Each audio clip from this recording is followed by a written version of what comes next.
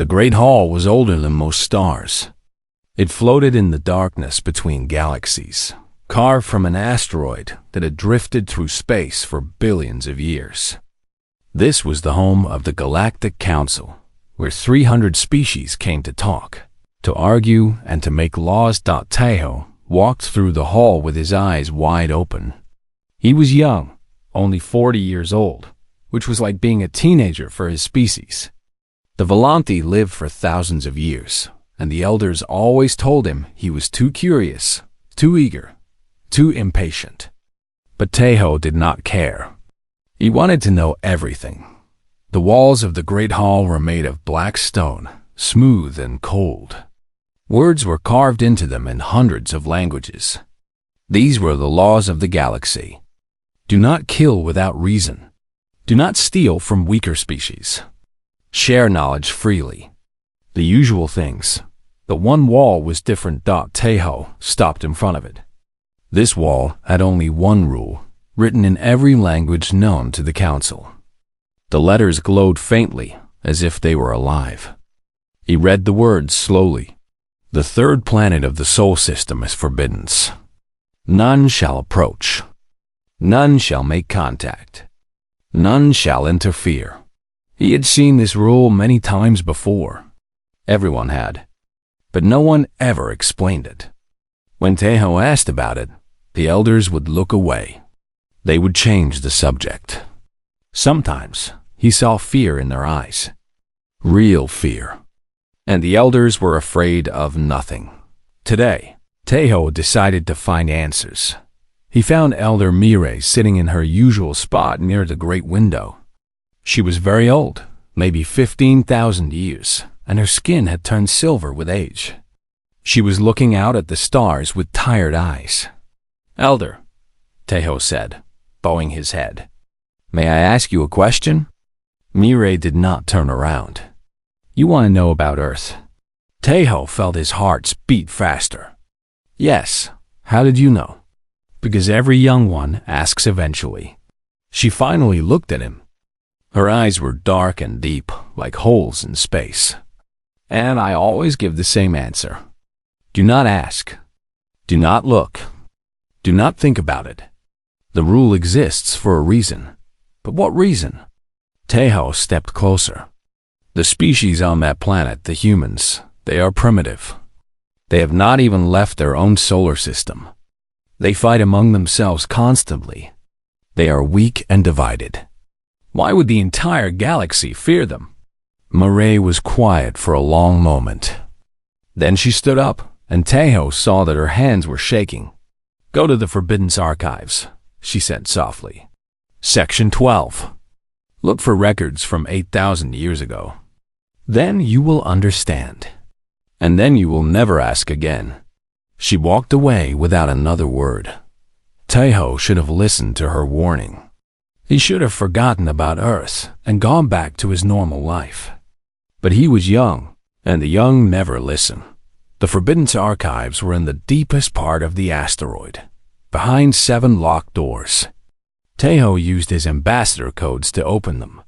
He was not supposed to be here, but his curiosity was stronger than his fear. The archives were dark and cold. Dust covered everything. No one had been here in centuries. Tejo walked between the tall shelves, looking for Section 12. He found it in the back corner, where the darkness was thickest. The records were stored in crystal cubes. Each cube held thousands of years of history. Tejo found the ones from 8,000 years ago and began to read. At first, he did not understand what he was seeing. There were records of a great coalition, 17 species working together. They had found Earth and decided to take its resources. Water, metals, genetic material. The humans were primitive, still using simple tools. It would be easy. The coalition sent a fleet of 10,000 ships. Tejo kept reading. The next records were damaged, broken, incomplete. He saw flashes of images. Ships burning. Soldiers screaming. Something terrible happening. Then he found a personal account, written by a historian named Yuna from a species called the Muran. The Moran no longer existed. They had been one of the 17. We arrived on their world thinking we were gods, Una had written. We had traveled between stars for millennia. They had not even reached their own moon yet. We thought the conquest would take hours. Tejo's hands began to shake. We were wrong about everything. We thought them primitive. Their weapons were crude, but they used them with a fury we had never seen. We thought them divided. But when we attacked, they stopped fighting each other instantly. Nations that had been enemies for centuries suddenly became allies. They worked together perfectly, as if they had always been one people. The text became harder to read. Some parts were corrupted. We thought them weak. This was our greatest mistake. They did not surrender when we destroyed their cities. They did not give up when we killed their families. They became angry. They became something else. Something we had never seen in all our years of conquest. Tejo found the final entry. I am the last of the Moran. I am hiding on a moon at the edge of their system, writing this so that others may know. The coalition is gone. All 17 species are dead or dying. The humans did not just defend themselves. They took our ships. They learned our technology. They found our homeworlds. The writing became shaky, desperate. They are coming for me. I can see their ships approaching. They do not stop. They never stop. They are not like us. When we lose, we surrender. When they lose, they get angrier. There is no end to their rage. No limit to their determination. The final words made Tejo's blood run cold. Do not go to Earth. Do not touch them. Do not even let them know you exist. Because if they know about us, they will come. And nothing in the galaxy can stop them. Tejo put down the crystal cube. His hands were shaking badly now. He understood why the elders were afraid. He understood why the rule existed. He left the archives and never went back. But somewhere in the galaxy, someone else was not as wise. Someone else thought the old rules were foolish. Someone else was about to make a terrible mistake, and the humans were waiting. Commander Sung stood on the bridge of his warship and smiled. He was the greatest warrior of the Kethrani Empire, the conqueror of 40 worlds, the destroyer of entire civilizations. His fleet stretched across space like a dark cloud. 200 warships, each one powerful enough to burn a planet to ashdot today. He would add Earth to his list of conquests.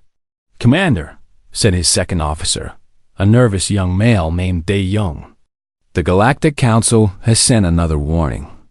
They say we must turn back. They say Earth is forbidden." Sung laughed. It was a cold, cruel sound. The Council is made of cowards. They make rules because they are weak. The Kethrani are not weak. "But sir, the old records say that 17 species tried to invade Earth 8,000 years ago. They all died. Every single one. Stories for children." Sung waved his hand dismissively. Those species were soft. They had grown lazy and stupid. We are different. We are Kethrani. We have conquered more worlds in 1 century than those fools conquered in 10,000 years. Dae Young looked uncertain, but he did not argue. No one argued with Commander Sung. Those who did often disappeared. The fleet passed Jupiter, the giant planet with its swirling storms. They passed Mars, the red desert world, and then they saw Earth. It was beautiful, blue and green and white, floating in the darkness like a precious gem.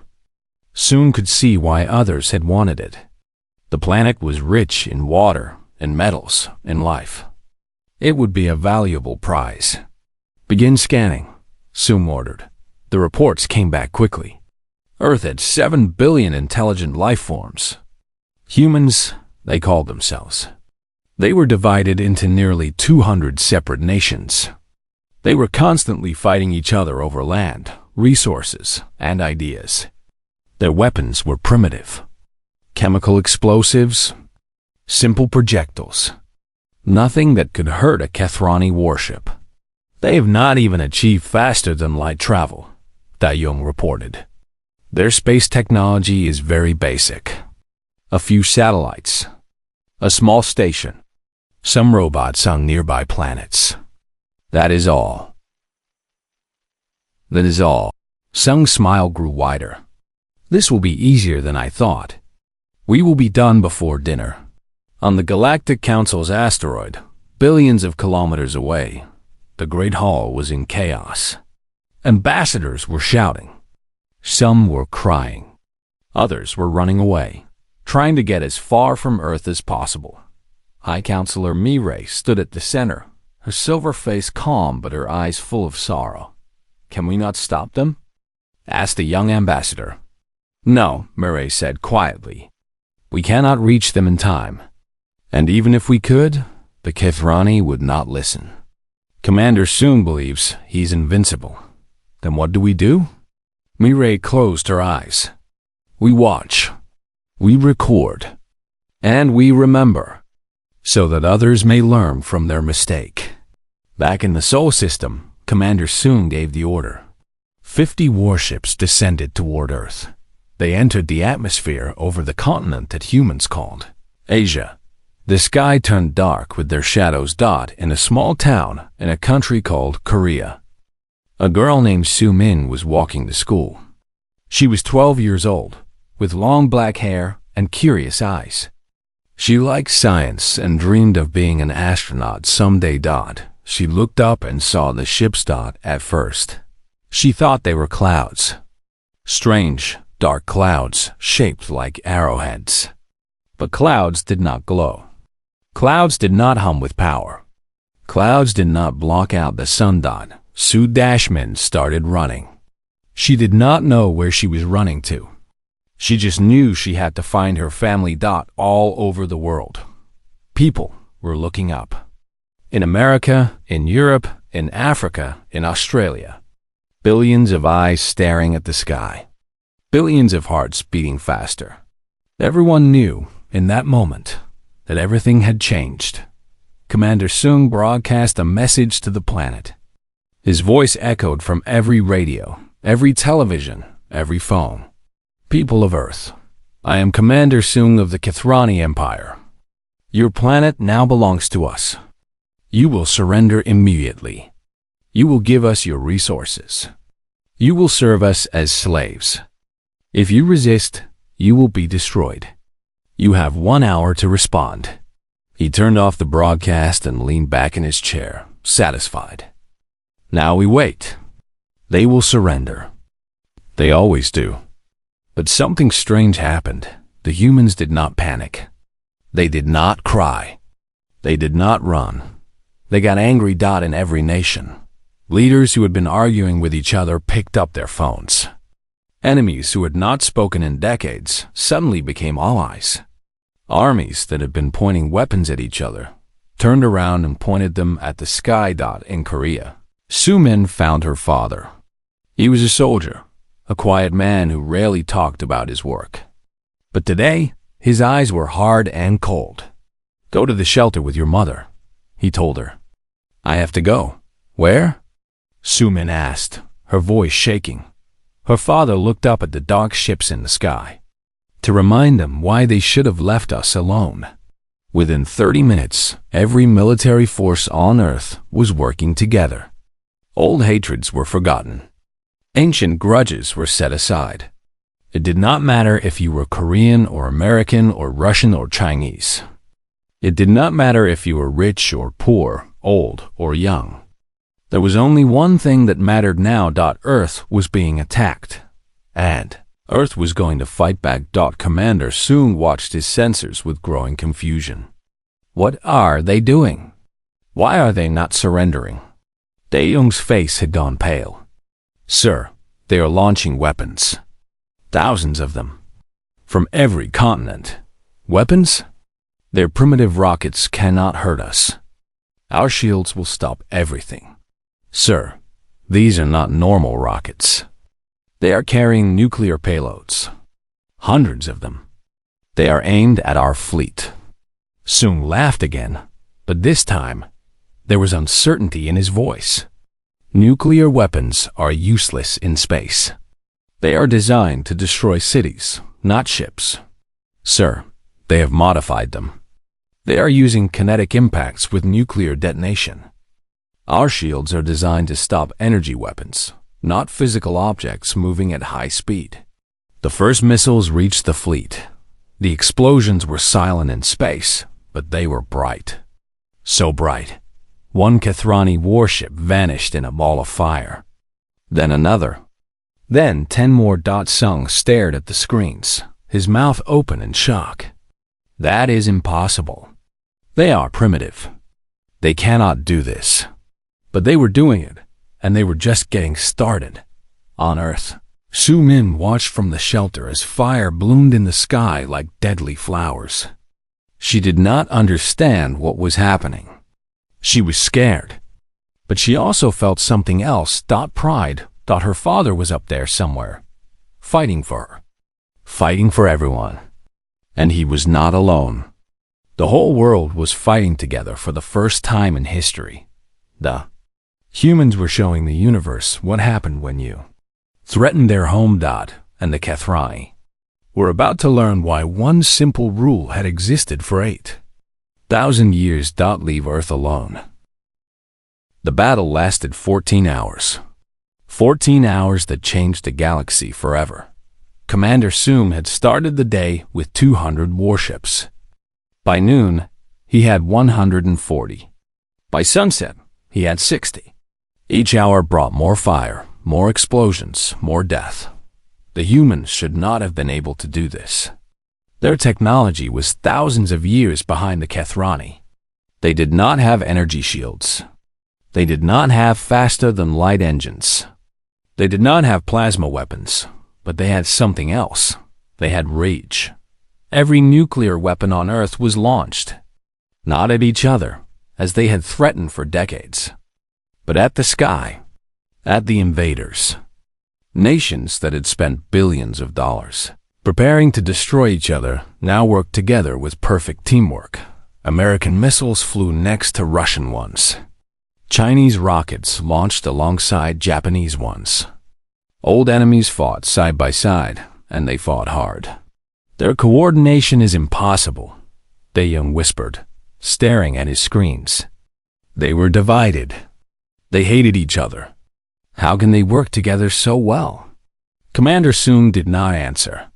He was watching his fleet die. The HFY shields were strong against lasers and plasma. But the humans did not use lasers. They used metal and fire. Heavy missiles carrying nuclear bombs, moving at incredible speeds. When they hit the shields, the kinetic force alone was enough to crack them. Then the nuclear explosion finished the job. Ship after ship vanished in white fire. But the missiles were just the beginning. 6 hours into the battle, the humans did something that made even the Galactic Council watchers gasp in horror. They boarded the HFY ships, small human spacecraft. Hastily modified rockets and shuttles flew toward the damaged warships. They attached to the hulls and cut through with welding torches and explosives. Then the human soldiers went inside. They had no experience fighting in space. They had never been in zero-gravity combat. Their suits were basic, barely able to keep them alive in the vacuum. None of that mattered. A soldier named J1 was one of the first to board a HFY ship. He was 23 years old, a corporal in the Korean Army. 2 hours ago, he had been eating breakfast with his unit. Now he was floating through an alien corridor with a rifle in his hands. The HFY soldiers were bigger than humans. They had 4 arms and armored skin. Their weapons fired bolts of energy that could kill instantly. J1 did not care. He moved forward, firing at everything that moved. When his rifle ran out of bullets, he used his knife. When his knife broke, he used his hands. He fought like an animal, like a demon, like something that did not know how to stop. A HFY soldier shot him in the leg. J1 fell, but he did not stay down. He crawled toward the alien and grabbed its ankle. He pulled himself up the creature's body and drove his broken knife into its throat. Another shot hit his arm. His left arm went numb, useless. He kept fighting. A third shot hit his chest. The pain was incredible. J1 felt his lungs filling with blood. He knew he was dying. But through the red haze of agony, he saw something important. The ship's reactor. The power source. If he could destroy it, the ship would explode. He had one grenade left. J1 crawled toward the reactor, leaving a trail of blood behind him. Every meter felt like a kilometer. His vision was getting dark. His heart was slowing down. But he kept moving. 10 meters. 5 meters. 2 meters. He pulled the pin on the grenade with his teeth. "This is for Earth," he whispered. The explosion was beautiful. On the Galactic Council asteroid, the Watchers were silent. They had seen many wars. They had witnessed countless battles. But they had never seen anything like this. "They do not stop," said a young ambassador, his voice shaking. "Why do they not stop? They are dying. They cannot win. Why do they keep fighting?" Elder Murray watched the screens with tears in her ancient eyes. "Because they are human. When you threaten their home, their families, their children, they become something else. Something we cannot understand. Something we learn never to provoke. But it has been 8,000 years. We thought the stories were exaggerated. The stories were not exaggerated. They were softened. The truth was too terrible to record fully. By the 14th hour, Commander Soong had only 12 ships left. 12 ships out of 200. The rest were burning wreckage floating around Earth like a ring of fire. The human casualties were high. Millions had died in the fighting. Cities had been damaged by falling debris. But the humans did not mourn. They did not slow down. They kept fighting with the same fury they had shown in the first minute. Commander Soong finally understood his mistake. "We should retreat," Tae-young said. "We can escape. We can go home." "No." Sung's voice was hollow, defeated. "Look at the scanner. They are tracking us. If we run, they will follow. They have already captured 3 of our ships. They are learning our technology. They will find our home world. Then what do we do?" Soong did not answer. He was watching the human ships approaching his fleet. More boarding parties. More soldiers who did not know how to surrender. "Commander!" a technician screamed. "They are hacking our systems. They are taking control of our ships." Soong looked at his hands. They were shaking. He, the conqueror of 40 worlds, was trembling with fear. This was impossible. The humans were primitive. They should not be able to hack Kethrani technology. They should not be able to fight in space. They should not be able to do any of this. But they were doing it. And they were winning. The final assault came at midnight, Earth time.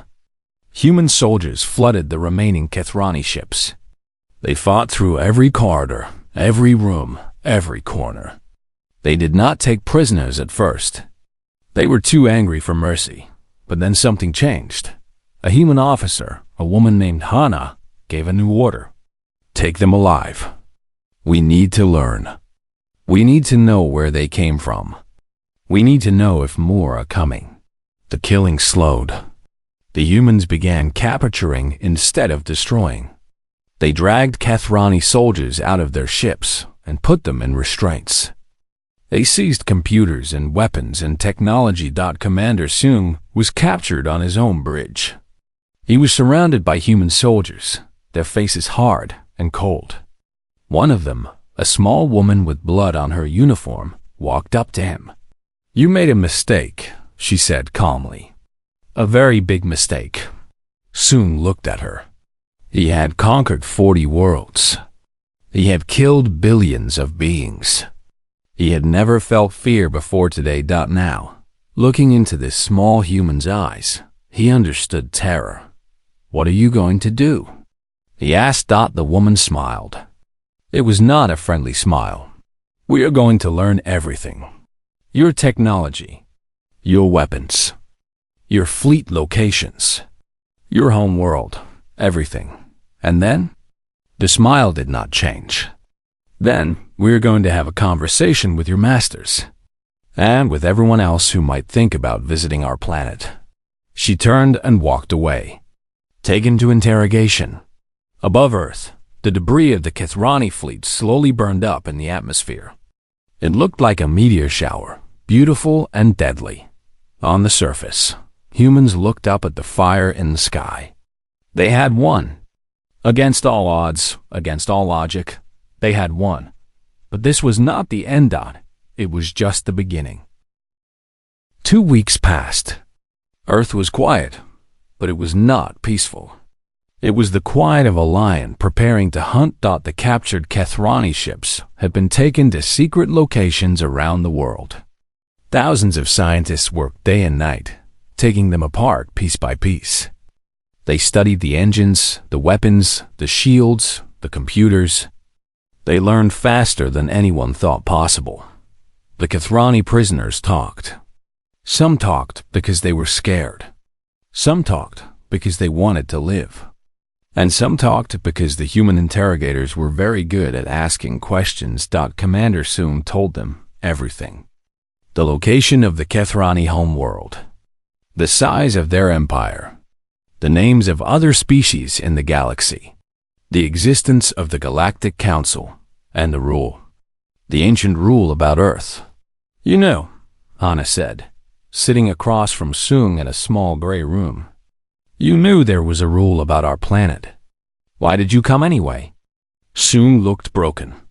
His forearms hung limp at his sides. His eyes were empty. I thought I was special. I thought I was stronger than the old stories. I was wrong. Tell me about the stories. Sung shuddered. 8,000 years ago, 17 species came to Earth. They wanted your resources. They thought you were easy prey. They were wrong. What happened to them? You destroyed them. All of them. Not just their fleets. Their entire civilizations. You found their home worlds, and you burned them all. Hana nodded slowly. We did not know that. We found old ships, crashed on our planet long ago. We studied them. We learned. But we did not know we had destroyed entire species. You did not remember? 8,000 years is a long time for us.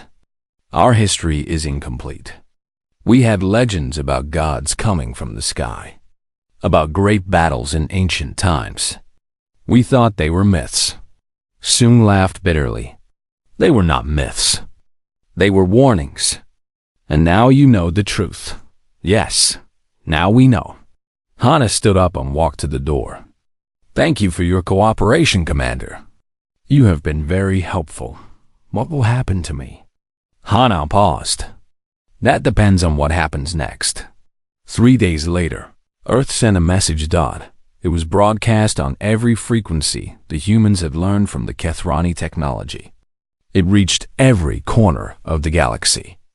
Every species with a radio received it. Every member of the Galactic Council heard it. The message showed a room filled with human leaders.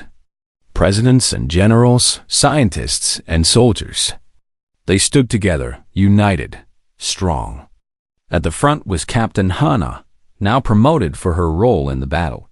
She spoke calmly, but her words carried weight. To all species of the galaxy. This is Earth. We know you are out there. We have known for a long time. We found your old ships. We studied them. We waited. We hoped you would leave us alone. She paused, letting the words sink in. You did not leave us alone. 2 weeks ago, the Kethrani Empire attacked our planet. They thought we were weak. They thought we were primitive. They thought we would surrender. Images appeared on the screen. The Kethrani fleet burning. Human soldiers fighting in zero gravity. Commander Sung in chains. They were wrong. We destroyed their invasion force. We captured their commander. We took their technology. And now we know everything. The image changed again. It showed a shipyard. Dozens of ships were being built, using Kethrani designs combined with human engineering. Faster than light engines, energy shields, plasma weapons. All of it modified, improved, made better. We learned something important from this attack. The Kethrani shields could not stop kinetic weapons. Your sensors could not detect our stealth technology. Your soldiers gave up when they were hurt. Ours did not. Hana leaned forward, and her eyes seemed to look directly at every being watching. We were happy on our planet. We did not want to explore the stars. We did not want to conquer other worlds. We just wanted to be left alone. But you would not let us. Her voice hardened. So here's our response. We are building a fleet, not to conquer. We have no interest in your planets, but we will establish a presence in your galaxy. We will create bases. We will patrol the space near our system. We will watch. The screen showed more ships. Hundreds of them. Thousands. A fleet larger than anything the galaxy had ever seen. To the Galactic Council. We know about your rule. Leave Earth alone. We think it is a good rule. We encourage you to keep following it. But we want to add something. Hana smiled. It was not a threatening smile. It was almost sad. We are not monsters. We do not want war. We do not enjoy killing. When we fought the Kethrani, we felt no joy. Only anger and fear and determination. We want peace. We want friendship. We want to be good neighbors in your galaxy. Her smile faded. But we will never be victims again. We will never wait for another attack. We will never trust that ancient rules will protect us. From now on, we will protect ourselves. She stood up straight, her uniform perfect, her face calm. To any species thinking about visiting our planet without permission, I have one message. Remember the Kethrani. Remember the 17 species from 8,000 years ago. Remember that we do not stop. We do not surrender. We do not forgive those who threaten our home. The screen showed Earth one last time. Blue and green and white. Beautiful and deadly. We are coming to the stars. Not as conquerors. Not as enemies. But as equals. Treat us with respect, and we will be your greatest allies. Threaten us again. Hana did not finish the sentence. She did not need to. This message will repeat every hour until we receive a response from the Galactic Council. Earth out. The transmission ended. Across the galaxy, there was silence. Species that had been fighting each other for centuries stopped and listened. Empires that had ignored the old rules suddenly remembered why they existed. On the Council asteroid, Elder Mirai watched the message with her ancient eyes. What do we do now? Asked the young ambassador. Mirai was quiet for a long moment. Then she stood up, her old bones creaking, and walked to the wall where the rule was carved. We welcome them, she said softly. We apologize, and we pray they accept. She touched the cold stone with her silver fingers. Because if they do not, there is nothing in the galaxy that can stop them. On Earth, Su Min watched the broadcast with her family. Her father had come home, wounded but alive. He held her hand as Hana spoke. Are we going to war? Su Min asked. Her father shook his head. No, we are going to peace. But we are going to make sure everyone knows that peace is their choice. If they choose war instead, he looked at the ships on the screen, the fleet that humanity was building. Then we will finish what we started 8,000 years ago. Su Min nodded. She was only 12, but she understood. The universe was bigger than she had imagined. More dangerous. More wonderful. And humanity was finally ready to take its place in it. 50 years had passed since the Kethrani invasion. The galaxy was different now. Everything had changed. Ambassador Jisoo walked through the Great Hall of the Galactic Council. She was 62 years old, with gray hair and kind eyes. Beings from 100 different species bowed their heads as she passed. Not because they had to, because they wanted to. Humanity had kept its promise. They had not conquered. They had not destroyed. They had done something far more unexpected. They had helped. When the Velm species faced extinction from a dying sun, human ships arrived first. They evacuated 6 billion beings to new worlds. When the Terani Empire tried to enslave the peaceful Makali, human fleets appeared at their borders. No shots were fired. The Terani looked at the human ships and remembered the Kethrani. They went home. When plagues swept across distant worlds, human doctors came. When famines threatened young civilizations, human ships brought food. When pirates attacked trading routes, human patrols protected them. The galaxy had expected monsters. They got guardians instead. Jisoo took her seat at the council table. 300 species were represented here now. 301, counting humanity. Elder Mireille was still alive, though she moved slowly now. She was over 15,000 years old, one of the oldest beings in the galaxy. She smiled when she saw Jisoo. "Good morning, Ambassador," Mireille said. "Good morning, Elder. How are you feeling?" "Old, tired, happy." Mireille's silver face wrinkled with pleasure. "I never thought I would live to see this day. Humans sitting on the council, working with us instead of against us. It is more than I hoped for." Jisoo nodded. "We surprised you. You surprised everyone. We expected vengeance. We expected conquest. We expected you to do to us what we tried to do to you 8,000 years ago. That is not who we are." Mireille tilted her head.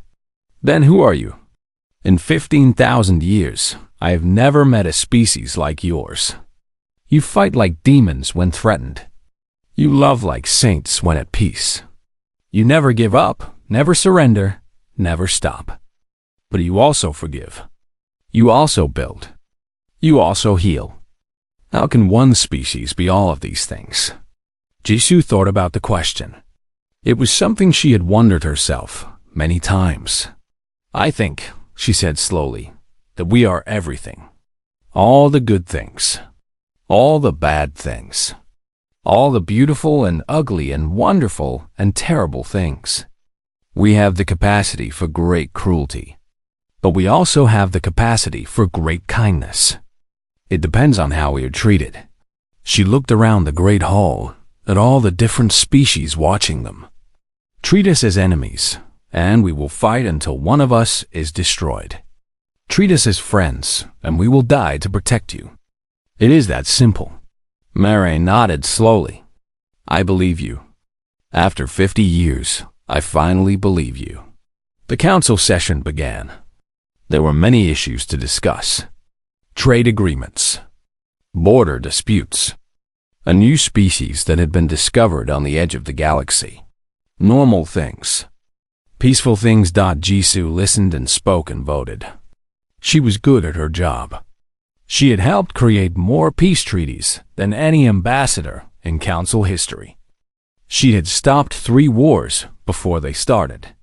She had saved millions of lives, but she never forgot where she came from.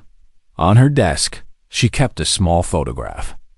It showed a young soldier named J1, the hero who had died destroying a Kethrani ship during the invasion. He had been her uncle. She had never met him, but she knew his story. Every human knew the stories. They were taught in schools, told at family dinners, remembered on holidays. The heroes who had fought and died so that humanity could survive. The ordinary people who had become extraordinary when their home was threatened. After the session, Jisoo walked to the wall where the ancient rule was carved.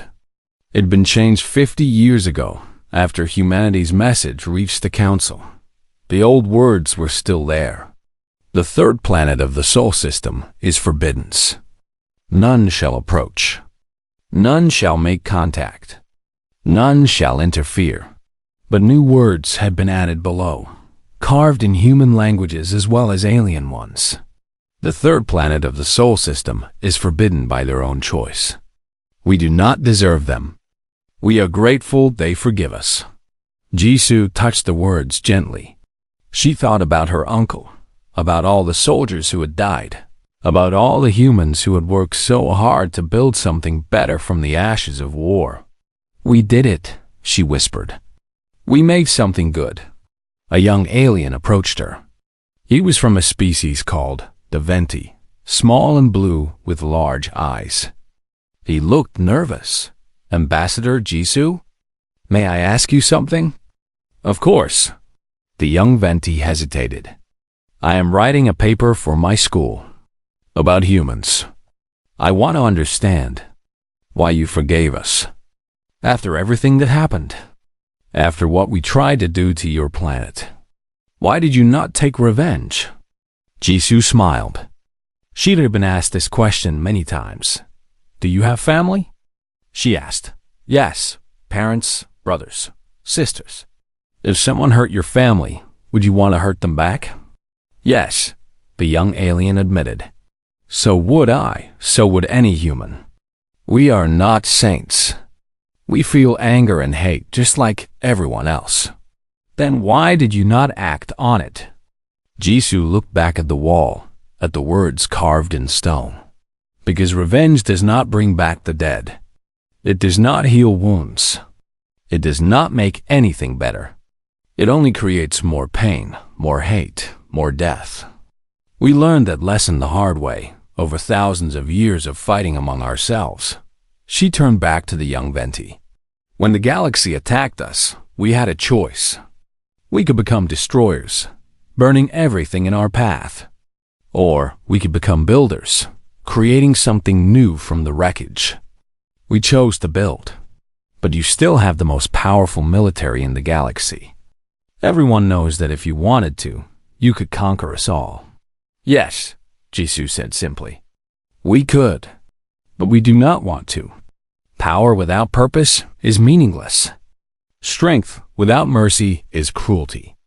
We want to be strong so that we can protect, not destroy. Do you understand? The young Venti nodded slowly. I think so. You are saying that true strength is knowing when not to use it. Jisoo smiled wider. You are wise for your age. Yes, that is exactly what I am saying. She walked with the young alien toward the exit of the great hall. Outside, through the massive windows, they could see the stars. Millions of them, stretching across the endless darkness. The galaxy is big, Jisoo said. There is room for everyone. Room to live, to grow, to be happy. We do not need to fight over it. We just need to share. Do you think there will ever be another war? Jisoo was quiet for a moment. I hope not. But if there is, humanity will be ready. Not because we want to fight, but because sometimes the only way to protect peace is to be prepared for war. She put her hand on the young alien's shoulder. Go write your paper. Tell your people about us. Tell them we are not monsters. Tell them we are not gods. Tell them we are just humans. We make mistakes. We get angry. We fight. But we also love. We also forgive. We also dream of better things. She looked out at the stars one last time. Tell them the galaxy is safe. Not because there are no dangers, but because humanity is watching. And we will never, ever stop protecting those who cannot protect themselves. The young Venti bowed and hurried away. His head full of thoughts and ideas. Jisoo stood alone by the window for a long time, watching the stars. Somewhere out there, Earth was spinning quietly around its small yellow sun. 7 billion humans living their lives, raising their children, dreaming their dreams. Most of them would never leave their planet. Most of them would never meet an alien or fly between the stars. But they knew they were not alone. They knew the galaxy was out there, vast and strange and wonderful. And they knew that if anyone ever threatened their home again, humanity would rise up as one, because that was who they were. That was who they would always be. And the galaxy had finally learned the only rule that mattered: leave Earth alone. Not because humans were dangerous, but because humans were human. And nothing in the universe was stronger than that.